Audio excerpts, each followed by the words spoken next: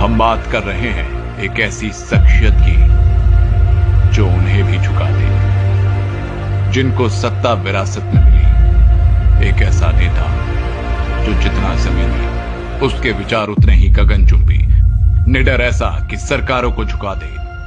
जी हां, हम बात कर रहे हैं देश की संसद में नागौर लोकसभा क्षेत्र की नुमाइंदगी करने वाले तथा राष्ट्रीय लोकतांत्रिक पार्टी के संस्थापक हनुमान बेनीवाल की।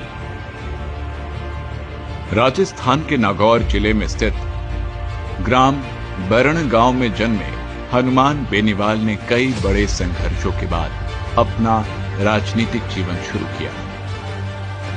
हम दरिया हैं, हमें अपना हुनर मालूम है, जिस तरफ भी निकलेंगे रास्ता बना लेंगे।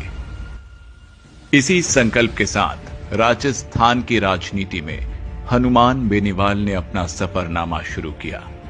आपके पिताजी स्वर्गीय श्री रामदेव जी चौधरी नागौर जिले की मुंडवा विधानसभा क्षेत्र से 2 बार विधायक रहे, परंतु हनुमान बेनीवाल ने अपने पिता के राजनीतिक जीवन को ढाल बनाए बिना उनके राजनीतिक संघर्ष और व्यक्तित्व को अपने जीवन में उतारकर जनहित के लिए अपने राजनीतिक जीवन की शुरुआत की थी।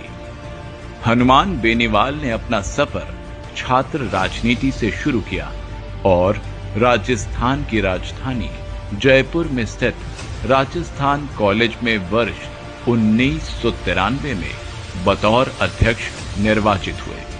इसके बाद वर्ष 1995 में राजस्थान विधि कॉलेज के अध्यक्ष बने। तत्पश्चात वर्ष 1997 में राजस्थान विश्वविद्यालय के सिरमौर बनकर अध्यक्ष का चुनाव निर्दलीय विजय होकर राजस्थान विश्वविद्यालय के छात्र संघ अध्यक्ष बने। छात्र राजनीति का संघर्ष। श्री हनुमान बेनीवाल ने अपने जीवन में अनेक कठिनाइयों का सामना किया, मगर अपने निर्णय पर अटल रहना इनकी प्रमुख विशेषता है। वर्ष 1997 में जब राजस्थान विश्वविद्यालय प्रशासन ने छात्रों की फीस में 16 गुना की वृद्धि की गई, तो उसके खिलाफ वो विश्वविद्यालय में ग्रामीण छात्रों के आरक्षण को लेकर आंदोलन किया तथा 17 दिनों तक जेल में भूख हड़ताल की। तब राजस्थान के तत्कालीन मुख्यमंत्री भैरों सिंह शेखावत की सरकार को झुकना पड़ा। वह हनुमान बेनीवाल से वार्ता के लिए अपने 3 मंत्रियों को जयपुर स्थित केंद्रीय कारागार में भेजा, जहां सरकार के प्रतिनिधियों ने हनुमान बेनीवाल की मांगों को मानते हुए फीस में की गई बढ़ोतरी को वापस लिया। राजस्थान विश्वविद्यालय में ग्रामीण छात्रों को 5% आरक्षण देकर अनशन को समाप्त करवाया। छात्र राजनीति से विधानसभा तक का सफर। श्री हनुमान बेनीवाल ने नवगठित ख्यूसर विधानसभा से 2008 में भाजपा से चुनाव लड़ा और नागौर जिले से रिकॉर्ड मतों से विजय हुए, परंतु पार्टी में सामंतवाद से प्रेरित सोच से अधीन कार्य करने से इनकार कर दिया और राज्य के किसानों के हितों की लड़ाई लड़ने लगे। और प्रदेश में जहां जहां किसान व युवा पर अत्याचार हुआ, वहां वहां हनुमान बेनीवाल उनकी आवाज बनकर पहुंचे और किसानों तथा युवाओं के दिल में विशेष जगह बनाई। पार्टी की विचारधाराओं के ऊपर उठकर उन्होंने सड़क से लेकर संसद तक लड़ाई लड़ी और वर्ष 2013 के विधानसभा चुनाव में ख्यूसर से निर्दलीय प्रत्याशी के तौर पर चुनाव लड़ा। जनता ने ख्यूसर से भाजपा और कांग्रेस दोनों पार्टियों को नकार दिया और हनुमान बेनीवाल ख्यूसर से भारी मतों से विजयी हुए। इनकी लोकप्रियता का अंदाजा इसी बात से लगाया जा सकता है कि वर्ष 2013 विधानसभा चुनाव में तत्कालीन गुजरात के मुख्यमंत्री व वर्तमान प्रधानमंत्री श्री नरेंद्र मोदी जी ने ख्यूसर क्षेत्र के कुचेरा कस्बे में जनसभा भी की। इसके बावजूद भारतीय जनता पार्टी व कांग्रेस के प्रत्याशियों को भारी मतों से पराजय का सामना करना पड़ा। व्यवस्था परिवर्तन के लिए जन आंदोलन की शुरुआत और आरएलपी का गठन।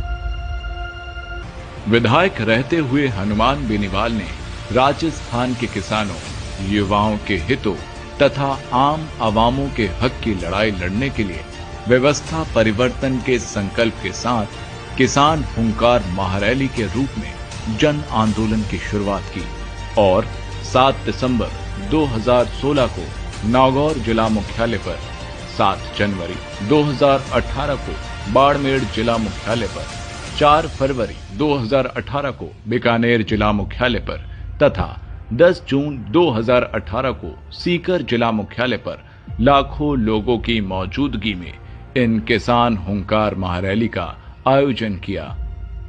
और मुख्य मुद्दे थे किसानों की संपूर्ण कर्ज माफी, कृषि हेतु मुफ्त बिजली, स्वामीनाथन आयोग की संपूर्ण सिफारिशों को लागू करने, टोल मुक्त राजस्थान, बेरोजगारों को स्थायी रोजगार, सरकारी महकमों में रिक्त पड़े पदों को भरने तथा उद्योगों में 80% तक स्थानीय लोगों को रोजगार में प्राथमिकता देने जैसे दर्जनों जनहित से जुड़े मामले शामिल थे। जनमानस की मंशा के अनुरूप दिनांक 29 अक्टूबर 2018 को राजधानी जयपुर में लाखों लोगों की उपस्थिति में आयोजित हुई किसान हुंकार महारैली में स्वच्छ, सरल, समर्पित नारे के साथ राजस्थान के पहले क्षेत्रीय दल राष्ट्रीय लोकतांत्रिक पार्टी का गठन किया और हनुमान बेनीवाल जी के संघर्षों के परिणाम स्वरूप राजस्थान की जनता ने 2018 के विधानसभा चुनाव में आरएलपी पार्टी से 3 विधायकों को चुनकर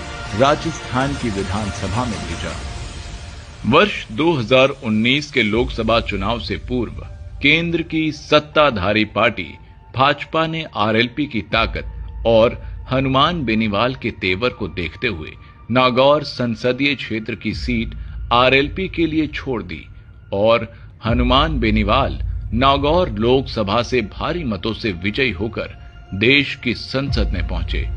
और नतीजा ये रहा कि हनुमान बेनीवाल तथा आरएलपी की मदद की वजह से राजस्थान की अन्य सभी 24 लोकसभा सीटों पर भाजपा के उम्मीदवार चुनाव जीते, जिनमें से कई लोकसभा सीटों पर हनुमान बेनीवाल के प्रचार की बदौलत किसान वर्ग व उनके चाहने वालों ने लोकसभा चुनाव में भाजपा की डूबती नाव को बचाया।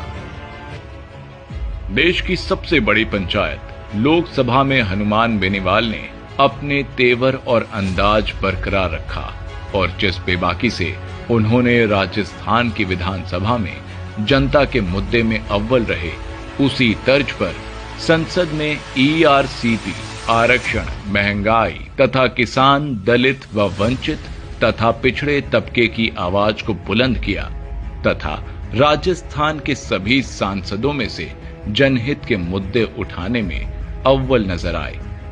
वर्ष 2020 में जब केंद्र सरकार किसान विरोधी 3 काले कानून लाई, तब किसानों के समर्थन में केंद्र की एनडीए सरकार से अपना समर्थन वापस लिया और शाहजहांपुर बॉर्डर पर 70 दिनों तक आरएलपी के समर्थकों के साथ मौसम की विपरीत परिस्थितियों में सड़क पर बैठे रहे और नतीजा ये रहा कि केंद्र सरकार को तीनों काले कानून वापस लेने पड़े।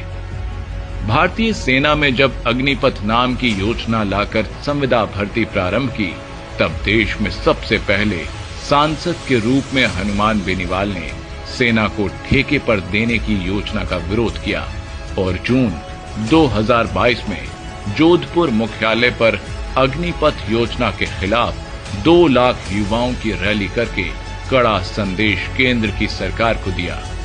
वहीं देश के लिए मेडल जीतने वाली पहलवान बेटियों के मान सम्मान की लड़ाई में सबसे पहले उनका साथ दिया तथा प्रदेश भर में पहलवानों के समर्थन में राष्ट्रीय लोकतांत्रिक पार्टी ने प्रदर्शन किया। हनुमान बेनीवाल के नेतृत्व में राष्ट्रीय लोकतांत्रिक पार्टी ने राजस्थान में बजरी माफिया के खिलाफ जन आंदोलन छेड़ रखा है। वहीं जालौर के इंद्र मेघवाल प्रकरण, थाना गांजी में दलित महिला के साथ सामूहिक दुराचार, अलवर की मुख बधिर बालिका के साथ हुए अन्याय तथा बीकानेर के खाजूवाला में दलित बालिका का सामूहिक दुष्कर्म करके हुई हत्या जैसे दलितों पर हुए अत्याचारों से जुड़े दर्जनों मामलों में प्रखर रूप से दलित हितों की परोपकारी की तथा राजस्थान में किसी भी वर्ग पर हुए अत्याचार तथा अन्याय के मामले में सबसे पहले न्याय की लड़ाई की अगुवाई हनुमान बेनीवाल करते हैं। संघर्षशील, कर्मठ, बेबाक तथा मिलनसार छवि के धनी हनुमान बेनीवाल के घर के दरवाजे हमेशा लोगों के लिए खुले रहते हैं और बिना किसी भेदभाव के साथ हर वर्ग और समाज के काम इनके द्वारा किए जाते हैं। एक महान व्यक्तित्व के नेतृत्व में बनी राजस्थान की पहली क्षेत्रीय पार्टी राष्ट्रीय लोकतांत्रिक पार्टी व्यवस्था परिवर्तन के संकल्प के साथ राजस्थान का नव निर्माण करना चाह रही है, जिसमें आप सभी का सहयोग व योगदान अत्यंत आवश्यक है। इसलिए भाइयों, अब बारी है एक होकर नए राजस्थान के निर्माण की। अब बारी है समाज के अंतिम छोर पर बैठे व्यक्ति की भूमिका सत्ता में लाने की। अब बारी है आरएलपी को सत्ता में लाने की। इसलिए आओ चलें आरएलपी के संग। धन्यवाद।